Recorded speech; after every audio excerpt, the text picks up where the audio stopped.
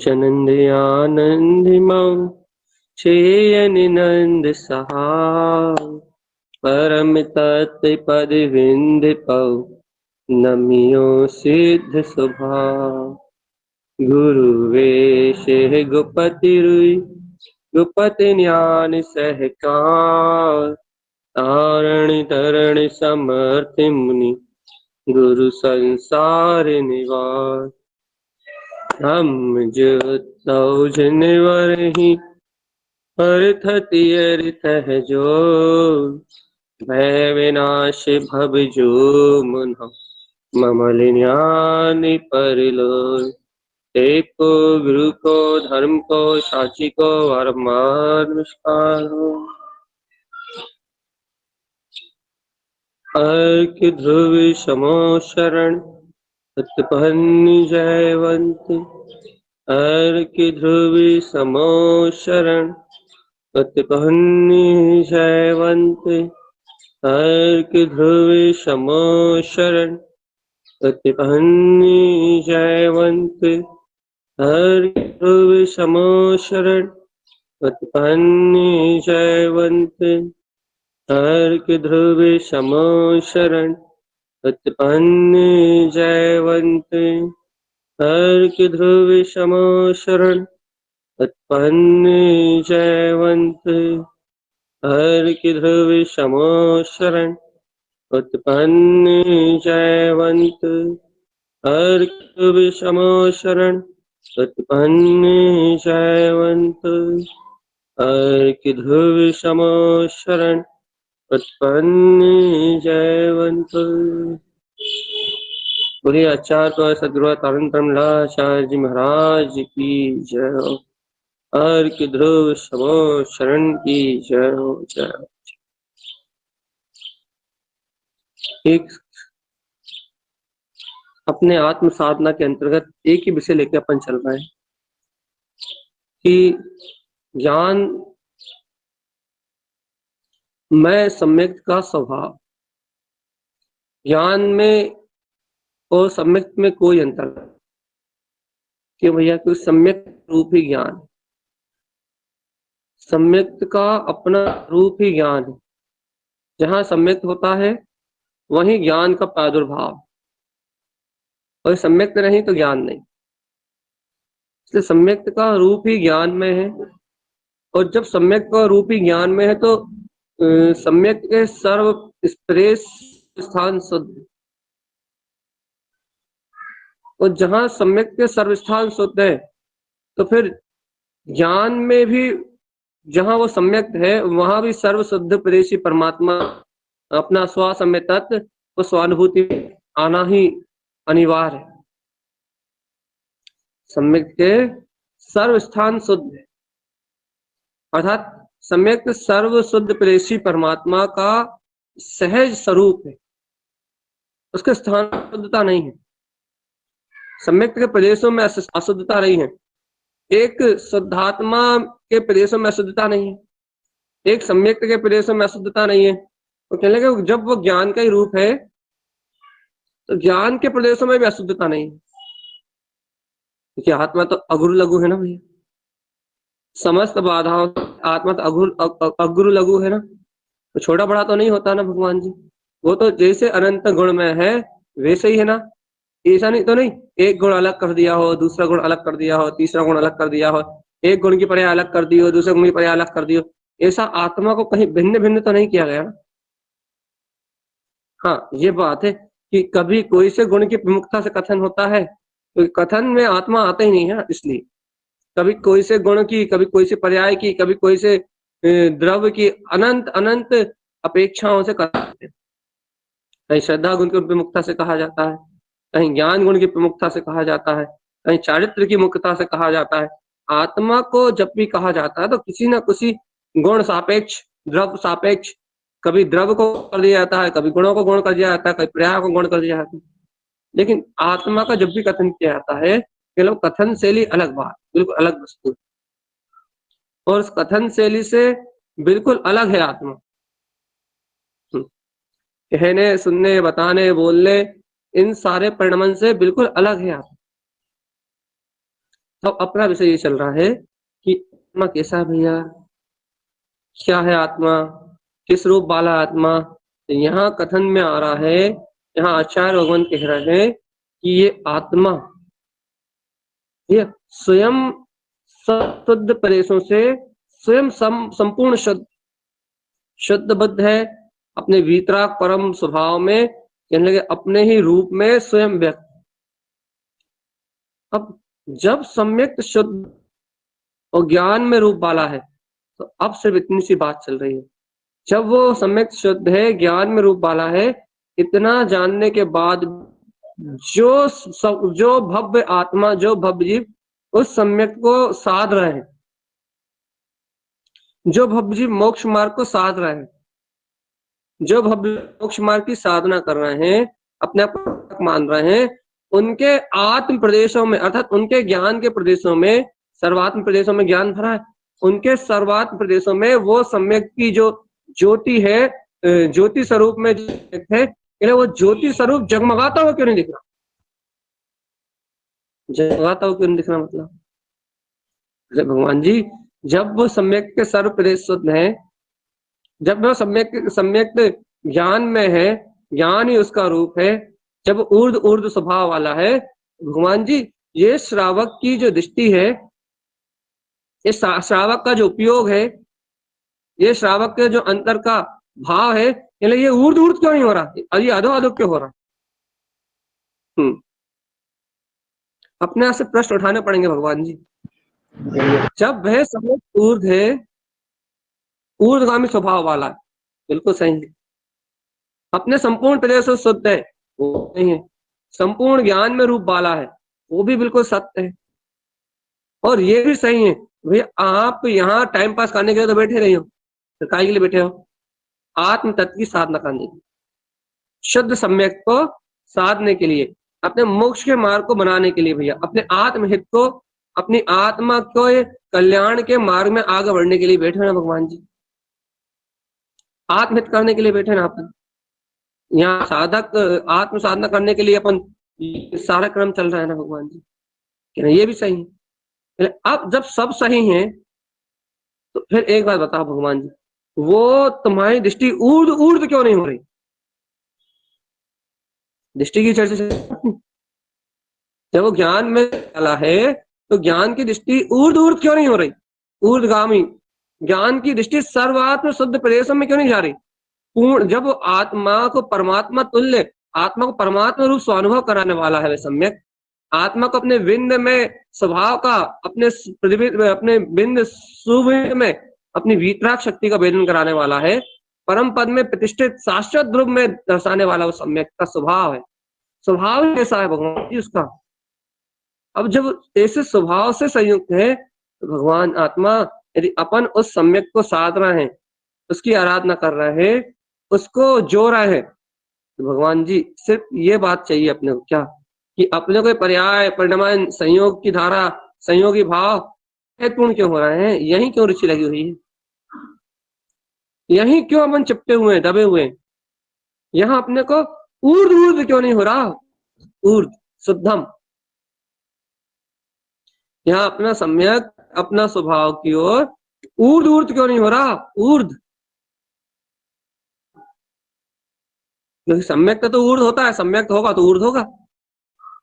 शुद्ध सम्यक यदि आप में होगा, शुद्ध सम्यक मात्र की साधना का आपको यदि अंतर सहकार होगा, यदि सम्यक को आप प्रिय करते हो, तो भैया ऊर्ध्व होगा, अधोगमन ही नहीं करता।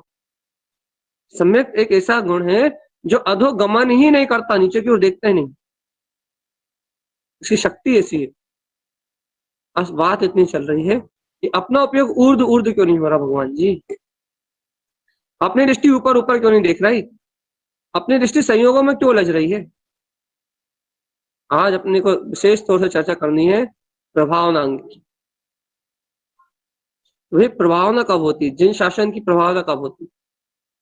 जब हम बोलते हैं, जब हम बताते हैं, जब हम जिनेंद्र भगवान की वाणी को लोगों को सुनाते हैं, तब होती क्या? लेकिन नहीं, तब नहीं होती। तो फिर जिन भगवान की, जिन शासन की प्रभावना कब होती है? कहने कि जब ये सम्यक की शक्ति लगे अंतर से जीव आत्मा के उपयोग को, जीव आत्मा की दृष्टि को एक परमात्मा के तुल्य एकदम वीतरागमय कर देती है। जब जीव की दृष्टि वीतरागमय हो जाती है, जब जीव का भाव वीतरागमय हो जाता है, जब जीव पर्याय भेद विकल्पों को छोड़ देता है, उसे पर्याय का भेद नहीं दिखाई देता, परिणमन का भेद नहीं दिखाई देता, उसे जीवों के परिणमन का भेद नहीं दिखाई देते, उसे जीवों की पर्याय नहीं दिखाई देती। जब जीव को जीव का स्वभाव मात्र दृष्टिगोचर होता है, स्वभाव मात्र, जब जीव को कोई सब जीवों का स्वभाव मात्र दिखाई देता है, ऊर्ध्व दृष्टि, ऊपर ऊपर की ओर उठने वाली दृष्टि भगवान जी। जब जीवों को जीव का स्वभाव मात्र में दृष्टिपात होता है, ऐसा स्वभाव मात्र दृष्टिपात होने के काल में भगवान जी जो सर्वात्म से जो शक्ति बहती है, जो शक्ति, वो शक्ति किस रूप में है कहने लगे भैया? उसका रूप मत पूछो, वो निराकार चेतना है। हाँ, अब वो ज्ञान में रूप में कहने में आए, बताने में आए, बोलने में आए, ये सब तो व्यवहार है। लेकिन वो जो सर्व आत्म प्रदेशों से शक्ति बहती है, शुद्ध हूँ, बुद्ध हूँ, नित्य हूँ, ज्ञायक हूँ, जो उपयोग की ऊर्ध्वता होती है, दृष्टि की जो ऊर्ध्वता होती है, उन आत्म प्रदेशों के स्वतंत्र होने से कैसे स्वतंत्र होने से, क्या स्वतंत्र हो रहा है? अभी ये आत्म प्रदेश पर पर्याय परिणमन से बंधन रूप थे, कर्म बंधन रूप थे। आत्म प्रदेश में कर्म बंध नहीं थे, आत्म प्रदेश के कर्म संयोगों में बंध थे, और उन बंधों से ये जीव जुड़ा हुआ था, अर्थात उन्हीं में अपनी दृष्टि लगी हुई थी। वो कर्म हमेशा अधोगमन कराते हैं, तो अब जीव की दृष्टि हमेशा उन कर्मों में संलग्न थी, जीव का उपयोग उन कर्मों में संलग्न था, तो वहां स्वतंत्रता का बोध नहीं था। फिर काय का बोध था भैया? महापराधीनता का बोध। कैसे पराधीनता का बोध था? कि कर्म जैसे उदय में आएंगे, भाव जैसे उदय में आएंगे, विकारी परिणाम जैसे चलेंगे, संयोग में जैसे परिस्थिति बनेगी, वैसे तुझे जानना पड़ेगा, वैसे तुझे देखना पड़ेगा, वैसे तुझे अनुभव करना पड़ेगा। ये पराधीन दशा है।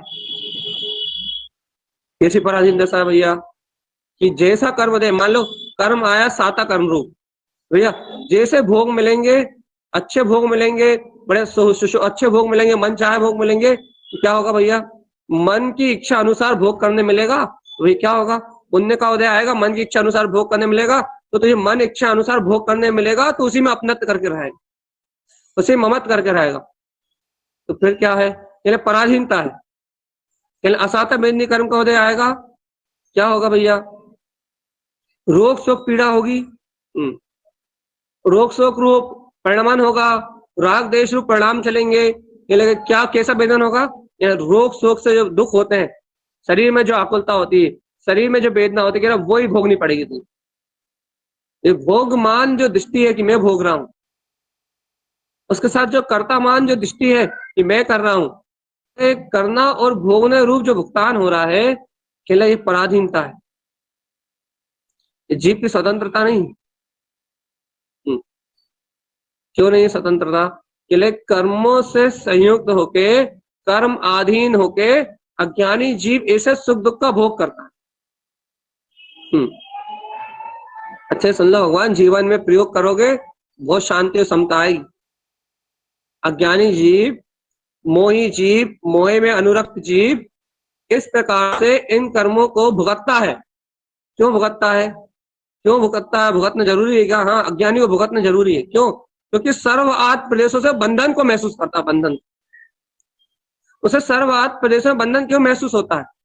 क्योंकि उसकी चेतना, उसका उपयोग, उसकी दृष्टि पर अवलंबन में है। पर अवलंबन, पराधीन है, अभी वो कर्म अधीन है। तो कर्म अधीन होने के कारण से, कर्म अधीन इसका विचार भाव होने के कारण से, कर्म अधीन शक्ति के कारण से वो बेचारा लाचार जीव भोगता है। क्या? जैसे कर्म उदय वैसा भोगता है। ज्ञानी नहीं भोगता क्या? ज्ञानी नहीं भोगता। यही तो अटपटी रीत है भगवान आत्मा। ज्ञानी भी कर्मों के बीच में रहता है, लेकिन वो साता को भी नहीं भोगता और असाता को भी नहीं भोगता। क्यों नहीं भोगता साता साता? क्योंकि ज्ञानी के सर्व आत्म प्रदेशों में, आत्मज्ञानी जीव के, सम्यक श्रद्धानी जीव के सर्व आत्म प्रदेशों में ये बोध होता है कि आओ इन कर्म प्रकृतियों से मैं भिन्न, इन कर्म प्रकृतियों में सुख दुख की प्रवृत्ति चल रही है, ये तो अज्ञान अवस्था परिणमन है, ये कर्मोदय का परिणमन है, और उसे बोध आता है, यथार्थ रूप बोध, यथार्थ पने से आत्मबोध आता है। मेरे चैतन्य सुख धाम ध्यायक तत्व भगवान आत्मा हूँ, मेरे सर्व आत्म प्रदेश शुद्ध है, बिल्कुल सर्वांग प्रदेशों से मैं शुद्ध वीतराग चेतन में तत्व भगवान आत्मा हूँ। उसे ऐसे अपने सर्वात्म प्रदेशों के शुद्ध होने का बोध आता है, शुद्ध अपने दर्शन ज्ञान के शुद्ध होने का बोध आता है, अपने उपयोग लक्षणों जीवा, अपने उपयोग में शुद्धता का बोध आता है। और जब उसे इस प्रकार से शुद्धता का बोध आता है तो ऐसे आत्मबोध के कारण से वो कहता है नहीं, ये सारा सुख दुख मुझसे भिन्न, वो ना इनमें आकलित, ना इनमें खुश होता, और ना इनमें अहंकार करता, ना इनसे दीन होता। वो असाता कर्म के वेदनी पाप के उदय में दीन भी नहीं होता, साता वेदनी कर्म के उदय में खुश होकर फूलता भी नहीं है, दुख भी नहीं होता, उसे सुख भी नहीं होता। फिर क्या होता? फिर उसे यहाँ संसार में कुछ भी नहीं होता। मन की अवस्था मन में चलती है, लेकिन उसके ज्ञान में बिल्कुल भी संसार में कोई परिणाम नहीं होता। फिर क्या होता है भगवान जी? उसे स्वचेतन में तत्व की स्वतंत्रता का बोध होता है, आत्मा के सर्वांग प्रदेशों में शुद्धता का बोध होता है, शुद्ध चेतन का बोध होता है, सम्यक का बोध होता है। क्या हो सम्यक है ना, ज्ञान में रूप सम्यक है ना, तो ज्ञान के उपयोग में, ज्ञान में अपने उपयोग में बोध होता है। आओ देखो देखो देखो, बहुत प्रगाढ़ता से बोध होता है। अब ये निर्णय के बल पे प्रथम भूमिका में जीव निर्णय के बल पे बोध को देख पाता है कि भैया निर्णय है, हम निश्चय से जानते हैं कि भैया आत्मा भिन्न है और शरीर भिन्न है। ये निर्णयात्मक भूमिका पहली भूमिका। इसके आगे ज्ञानात्मक भूमिका, जिनको श्रद्धान मजबूत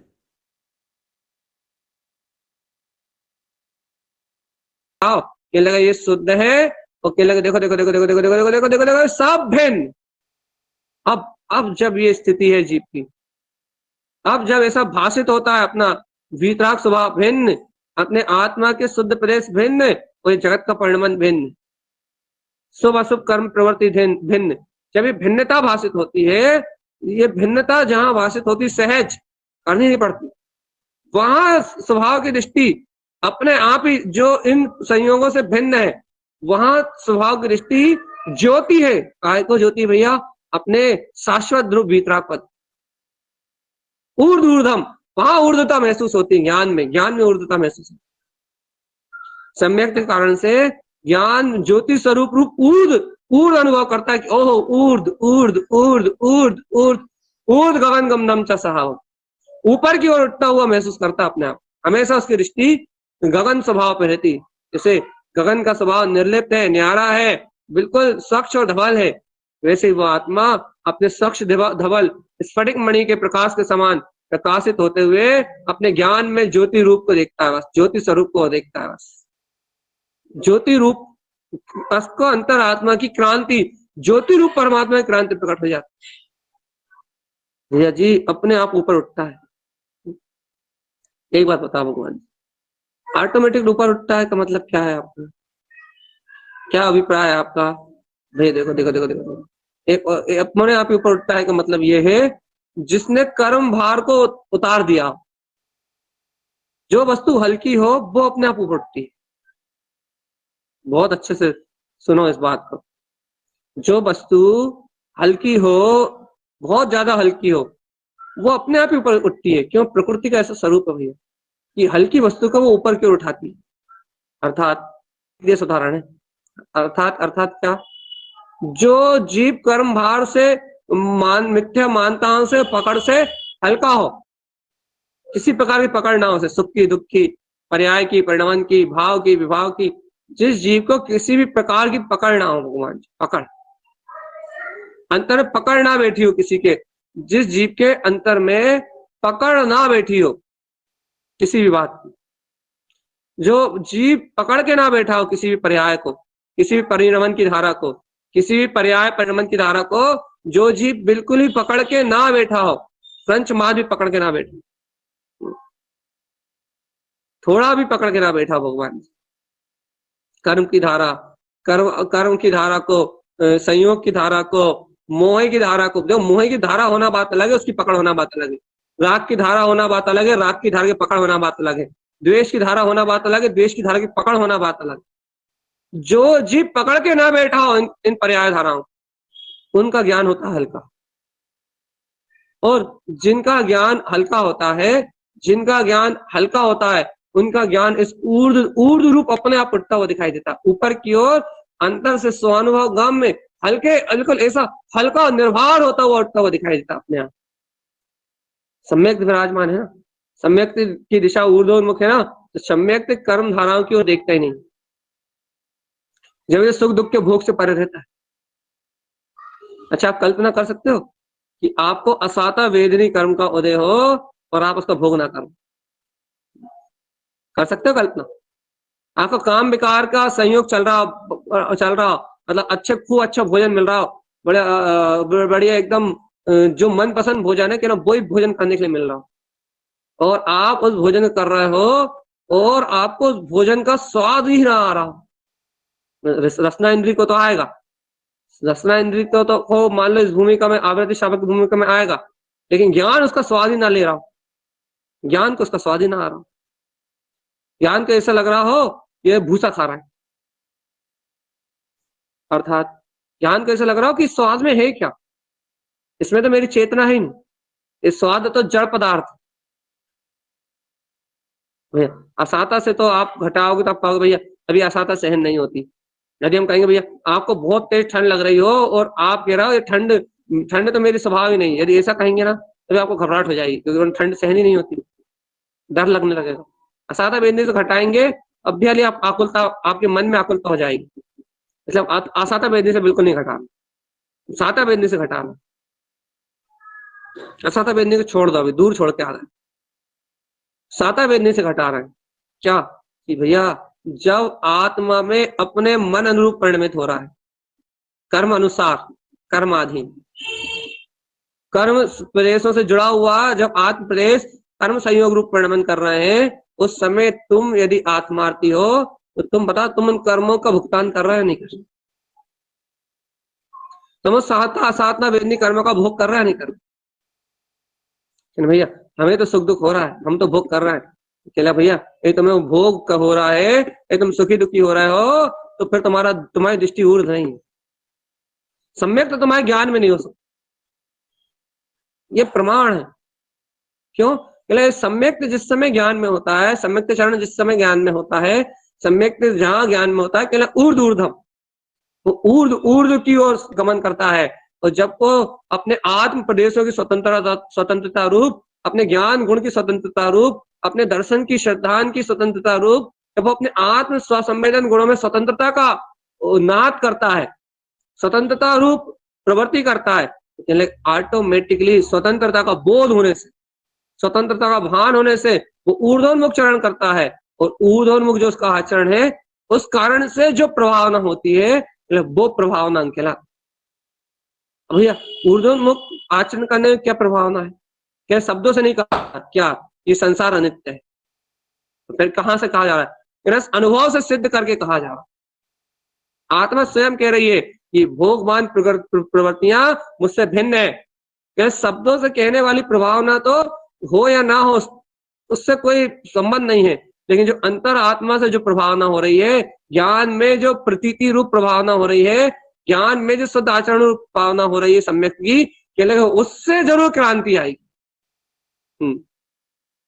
शब्दों से कहा जा रहा है ना भैया, इससे जीवों को प्रभाव पड़े या ना पड़े, इससे जीव इस बात को अंगीकार कर पाए या नहीं कर पाए, लेकिन यदि ऐसा आचरण तुम में हो रहा है तो इस सम्यक की ऊर्ध्व में क्रांति से जो भी आएगा संग में वो वैसे ही हो जाएगा, सच्ची प्रभावना होने लगे भैया, अपने आप ही ऑटोमेटिकली प्रभावना होने लगेगी।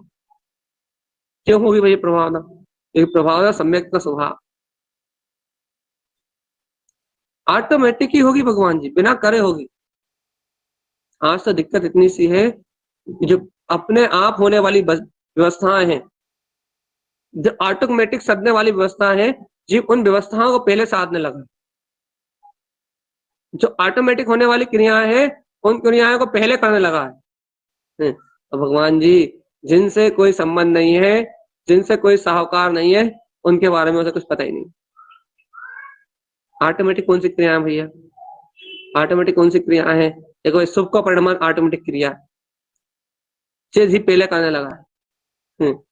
बाहर की प्रभावना के लिए ऑटोमेटिक क्रिया है, इसको पहले करने लगा है।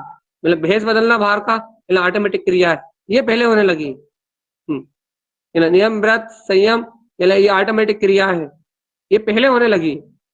कहले सम्यक, सम्यक जो मूल है, सम्यक की जो शुद्धता है, सम्यक की जो निर्मलता है, ये लगे इसको तो गौण करके बैठा भगवान।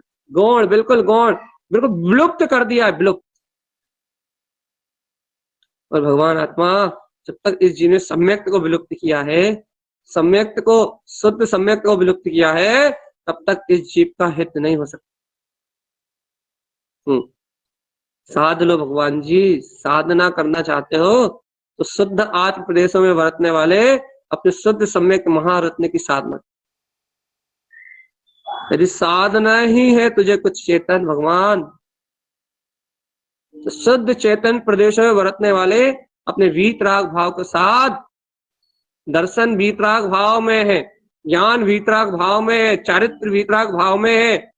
तू भेद प्रभेद करेगा ना आत्मा में, खंड खंड करके आत्मा को रखेगा ना, आत्मा में शब्द भेद डालेगा ना, आत्मा में दृष्टि भेद डालेगा ना, तो आत्मा अनुभव नहीं कर पाएगा चेतना। आत्मा को भेद से नहीं लिया जाता, आत्मा को आत्मा कहते ही उसके अनुभव से लिया जाता। भैया प्रभावना करनी सच्ची, तो रोम रोम से निकले। भजन गाने में कुछ नहीं होता कि रोम रोम से निकले गुरु का नाम तुम्हारा। अरे आत्मा का हृदय से समर्पण हो सदगुरु तारण तरण स्वामी के प्रति, कैसे तारण पंथ की प्रभावना नहीं होती? यदि होगा समर्पण तो होगी प्रभावना। लेकिन याद रख, हमने कल भी कहा था कि जीव, जो जीव सच्चे हृदय का समर्पण करता है वो सिर्फ प्रभावना में निमित्त होता है, अप्रभावना में नहीं होता।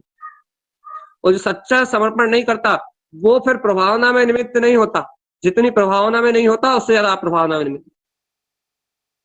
क्योंकि भैया यहाँ बात अंतर की चलती है, यहाँ बात अंतर हृदय की चलती है, यहाँ बात अंतर के सहकार की चलती है भैया। और जिसके अंतर में सहकार हो, जिसके अंतर में ध्रुव त्रिकाली गायक तत्व के प्रति समर्पण हो, जिसके हृदय में गुरु तारण तरण स्वामी के प्रति समर्पण हो, तो जीव के निमित्त से ऑटोमेटिक ही अपने आप ही प्रभावना हो, स्वयं प्रभाव होता है मुझे बचनों ऐसा स्वरूप कहा है भैया आगम,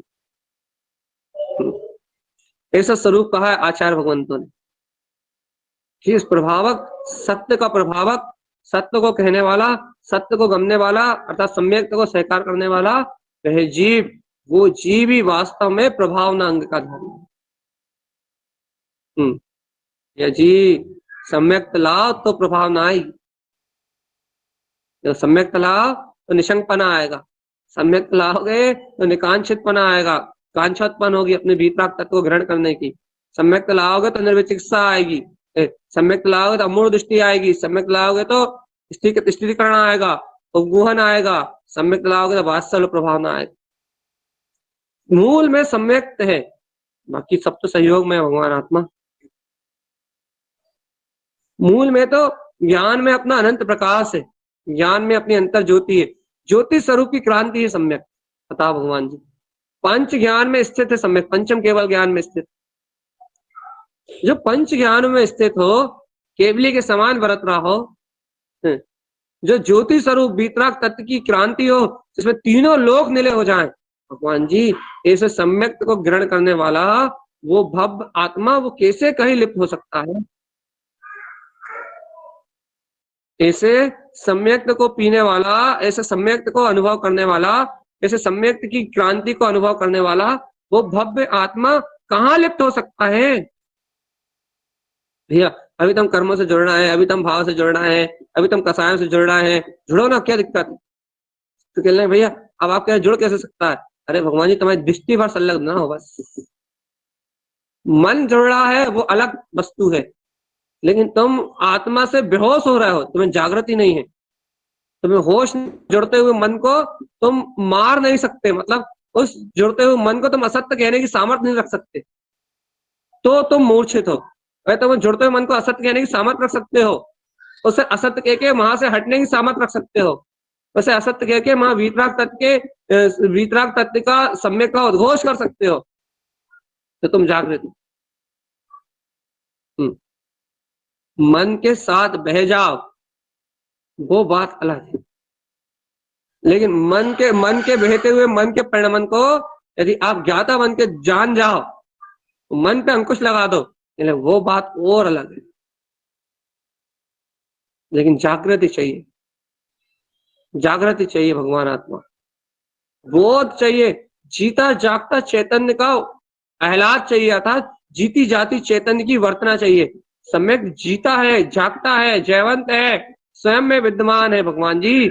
सम्यक कोई ऐसी वस्तु नहीं जो कहीं से भी लाई जाए, कहीं से भी हटा दी जाए। तो सम्यक ऐसी वस्तु है जिनके ज्ञान में आता है सम्यक, भैया वो जीव अंतर आत्मा के अनंत वैभव से संयुक्त हो जाता है। अरे सम्यक को ममल गुणों का निधान कहाँ है? भगवान जी, सम्यक ममल गुणों का निधान कैसे हो गया? वो तो एक अकेला गुण है। ये सम्यक गुण है और उसे ममल गुणों का निधान कैसे कह दिया आपने? भाई आप अनुभव करते तो जानते ममल गुणों का निधान कैसे है। उस सम्यक में संपूर्ण आत्मा के संपूर्ण गुण बरत रहा है, जितने भी आत्मा के, और कहना ऐसे नहीं जल बरत रहा है, ये भी सुन लो।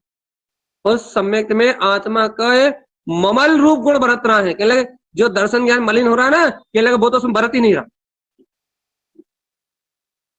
अर्थात इस मलिन अवस्था में भी, इस संयोग रूप अवस्था में भी जो आत्मा दर्शन ज्ञान में उपयोग को, चेतना को ममल गुणों की निधि रूप दर्शा रहा है, कह लगे उसको सम्यक कहते हैं भगवान आत्मा।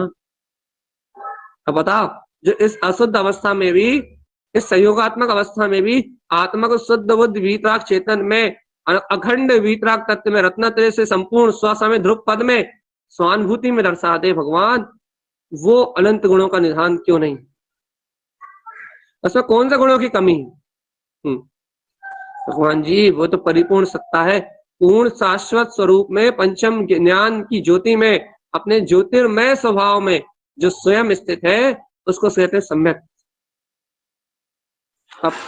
अपने को तो सिर्फ अपना निश्चय करना है यहाँ बैठ, क्या कि अपन ऐसे सम्यक से संपूर्ण है या नहीं। और यदि आप कहते हो कि ये सम्यक हमारे अंतर में है, यदि आप कहते हो कि सम्यक की साधना हम कर रहे हैं, हम करना चाहते हैं सम्यक को, हमें सम्यक की आराधना करना चाहते हैं, हमें सम्यक की साधना करना चाहते हैं, हमें सम्यक को साधने के लिए तैयार है, यदि आप ऐसा कहते हो कि साधना है हमें ये सम्यक, इसकी साधना करना है हमें, तो भव्य आत्मा कौन सी बड़ी बात है ये तो बताओ, कौन सा कष्ट है, क्या आकुलता है आपके सम्यक को साधने में? इस सम्यक की आराधना करने में, इस सम्यक को साधने में आप कौन सी आकुलता है भव्य आत्मा? सम्यक को साधने में कोई आकुलता हो, कोई पराधीनता हो, कोई भी विकल्प हो तो बता।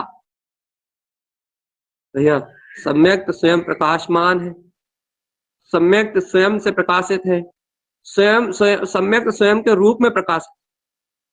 इसलिए भगवान जी सम्यक की आराधना में कोई भी सल शंका नहीं। सम्यक शुद्ध बुद्ध है, शुद्ध बुद्ध है, शुद्ध बुद्ध है, शुद्ध बुद्ध है, और आत्मा का शुद्ध स्वरूप, शुद्ध बुद्धम स्वस्वरूपम। अब तो स्वीकार कर लो भगवान आत्मा, क्या प्रभावना आचार, प्रभावना करनी जिन शासन, शासन के लिए समर्पित हो, जो शासन में स्थित है, अर्थात जिन शासन, अर्थात क्या होता है, जिन भगवान की आज्ञा, जिन भगवान की आज्ञा क्या है? बस एक ही आज्ञा है कि तू चिदानंद में चैतन भास्कर, ज्ञान में गायक सूर्य है। इसलिए जो शासन में समर्पित है, अर्थात जिन भगवान की आज्ञा में जो समर्पित है, जिन भगवान की आज्ञा को जो स्वीकार कर रहा है, ऐसा जिन लिंगी, भैया जिन लिंगी तो बीतरागी साधु कहलाते हैं। हाँ, ये बात बिल्कुल सही है, जिन लिंगी साधु कहलाते हैं, लेकिन वर्तमान में ऐसे जिन लिंग को जानने वाला, ऐसे जिन लिंग को पहचानने वाला, ऐसे जिन लिंग का अनुभव करने वाला, अपने अंतर में ऐसा जिनेन्द्र में वीतराग तत्व जिन्हें स्वीकारता में आ रहा है, स्वीकारता में आ रहा है, स्वीकारता में आ रहा है। अहो अहो अहो, मैं तो वो वीतराग तत्व में, वो चैतन्य तत्व में परमात्म शक्ति हूँ। ऐसा ही इस जगत के परिभ्रमण से भिन्न अपना चिदानंद भास्कर दिख रहा है, चैतन्य भास्कर दिख रहा है, ज्ञान मानु भास्करम। अपना दिव्य चेतन सूर्य दिख रहा है जिन्हें अपने अंतर में। भगवान जी, इस जगत में बस वो ही जीव हैं जो संसार सागर से मुक्त हैं। अभी मान जाओ भगवान, अभी भी स्वीकार कर लो, अभी मान जाओ, अभी भी आत्म अनुभव कर लो भगवान जी।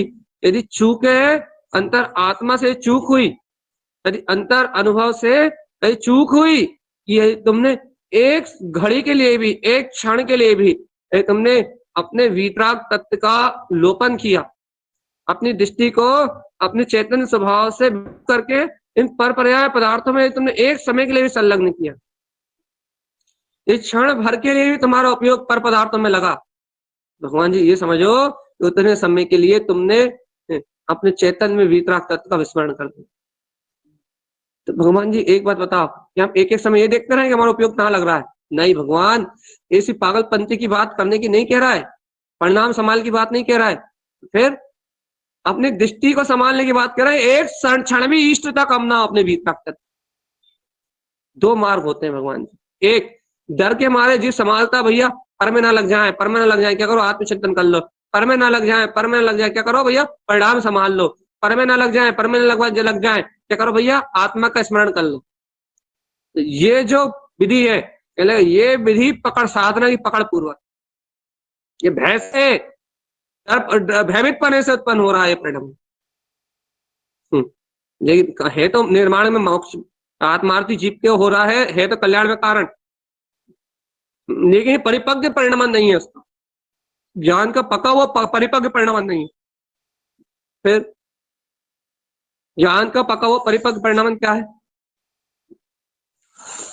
ज्ञान का पका हुआ परिपक्व परिणाम ये है कि आत्म स्वभाव की दृष्टि, अर्थात अपने ज्ञान की इष्टता के पूर्वक, आत्मज्ञान की इष्टता के पूर्वक ये उपयोग पर पदार्थ में लिप्त ना हो, ऐसी भासना स्वयं आए, ये परिपक्व है, ये समाल है, दृष्टि की समाल कहलाएगी, परिणाम की समाल नहीं कहलाएगी।